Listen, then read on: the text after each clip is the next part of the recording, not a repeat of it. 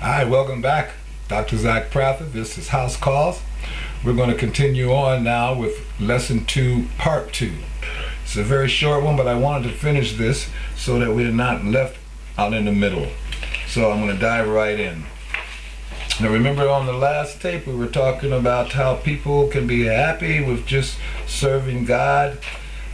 These are ways how we will understand that we are the children of Israel and are called to this special knowledge. So, even if God gives the person only a small job to do, which requires neither intelligence nor knowledge, he or she, that even for this minor task they feel are unworthy.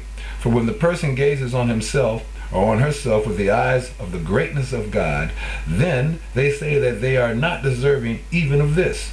This being the case, the person certainly needs to be joyful, as if he or she merited to do a task that befits only great men and women. The matter of this right-hand line, which is what we're going to be concentrating on now, the right-hand line, comes from the upper Sephirat, and this quality is called the Sephirah of chest, whose especial quality is affinity of form with the Creator. Just as God gives, so the created one wants to give to God. This is called affinity of form. As for himself or for herself, the person does not look at what he or she is receiving in their own vessel of receiving.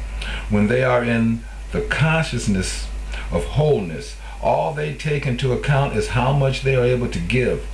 Even if they are not able to give much, nevertheless they are satisfied with this, as they look upon their own lowly state in comparison to that of the giver, who is God. Also, they are satisfied when they compare themselves with other people, whom they see have better qualities than those they have themselves.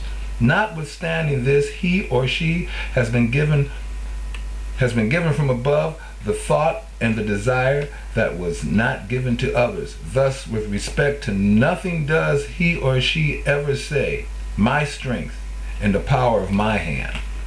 Because of this, the person is always in a state of satisfaction, and he or she has nothing to add to their service.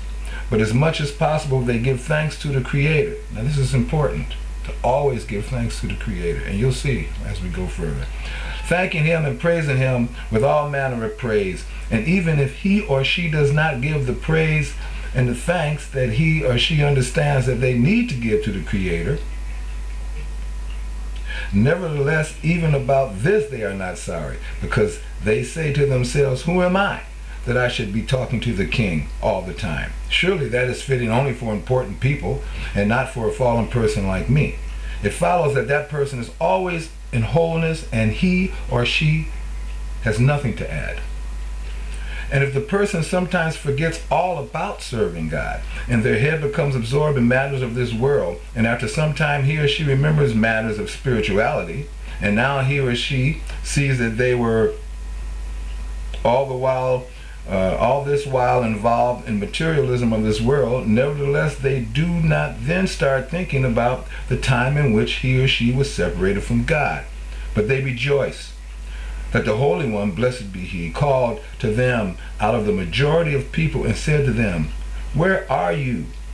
The person immediately begins to thank God for reminding him or her that one needs to think about spirituality. It follows that even at this time the person does not think about his or her deficiencies, nor is he or she sorry. They do not say, "How come I completely forgot about serving God for this length of time?" Rather, they rejoice that at least now they are able to think about serving God. Even now they remain in the state of wholeness and do not come to a state in which they are weakened in their service of God. But they remain in the state of wholeness, and this is called the right line, that is chest, which is wholeness. So, that one's a little short, but I wanted to tag it on to the other lesson because I think it was important. So, as I say, we're going to continue with this line of thinking, and I hope you're enjoying it. And if you want to know more about the Kabbalah, I have a link on my profile to the Kabbalah site.